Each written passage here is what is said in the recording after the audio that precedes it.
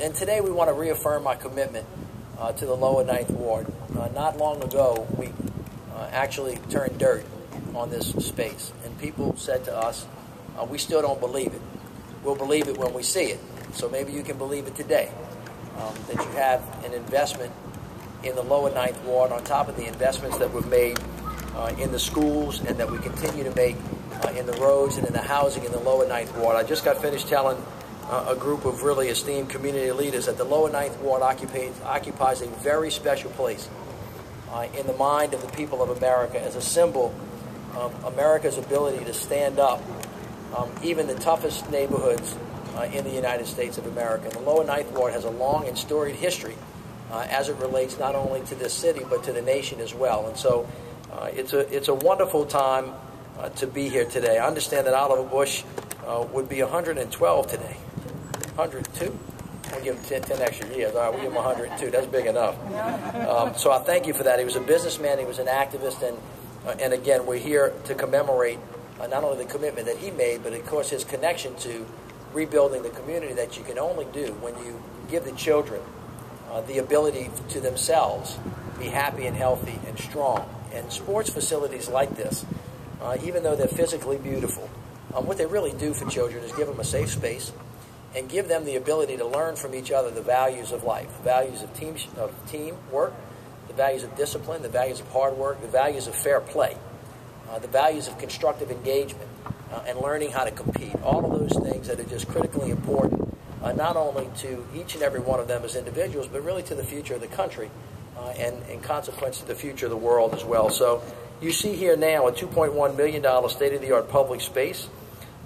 It's an example of building back better than before. We have 3 basketball courts, 4 tennis courts, restrooms, a baseball field, picnic pavilion, play equipment, and lighting. And again, this is the result, as I've said many, many times, when people ask, well, how is New Orleans doing this? What works and what doesn't work? Some things that we're doing don't work, but the things that do work, they have common inputs. And the most important is partnership and coordination on the federal, state, and local level. And on each one of those levels, integration between and amongst all of the different parties. So down on the ground, where all of us live, it's not just about government, but it's about the private sector. It's about faith-based, it's about community leaders. It's about everybody coming together to vision what it is that we want and then moving towards that vision. And then it ends up with a beautiful space like we have today. And so I thank everybody for that. This is one of the milestones in the Ninth Ward, just to remind everybody about how far we've come, recognizing that we have a very long way to go. We have invested approximately $390,000 in Sambona Playground and Pool. That is open for those of you that have had the opportunity to go by there. The New Orleans Fire Department engines 22 and 39 will be open in the summer of 2013. That's a $4 million investment. The Sanchez Pool in Center will be open in the fall of 2013. That's a $7.5 million investment.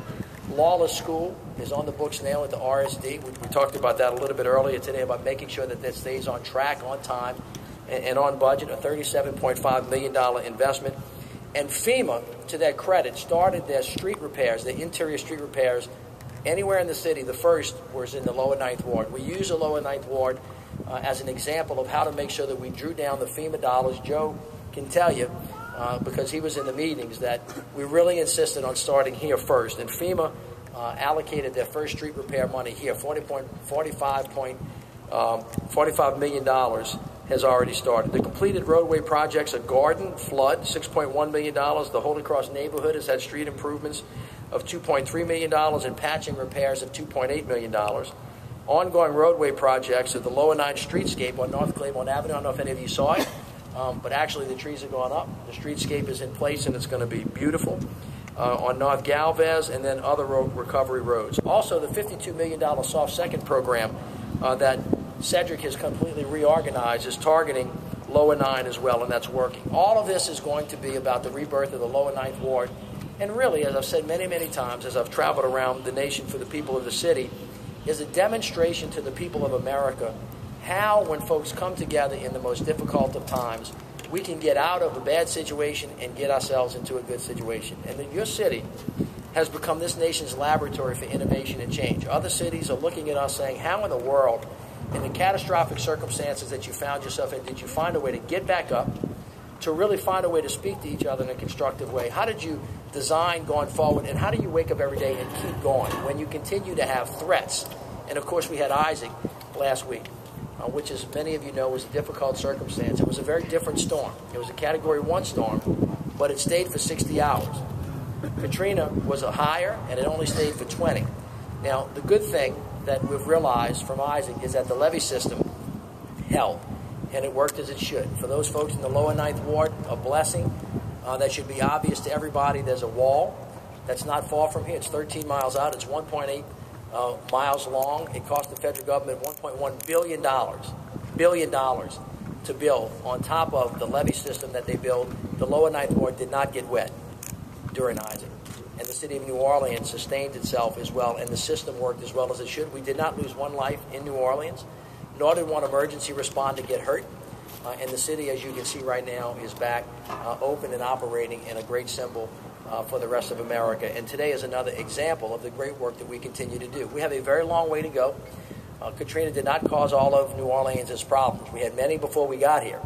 And we as a community have now taken it upon ourselves to build back the city the way we've always wanted it to be, not the way that it was. And it's our job, our responsibility, our gift that we have to leave to future generations to make sure that we honor our responsibilities so that we can leave it better than we found it. And that is my commitment to all of you today. So I thank you for coming. I thank you for being here. I thank all of you that have had anything to do with this for sticking with the important thing that we have to show the rest of the nation is that we have always been here, we will be here, and we will always be where we need to be to reflect to the people of America the best that America has to offer. So I thank all of you for that.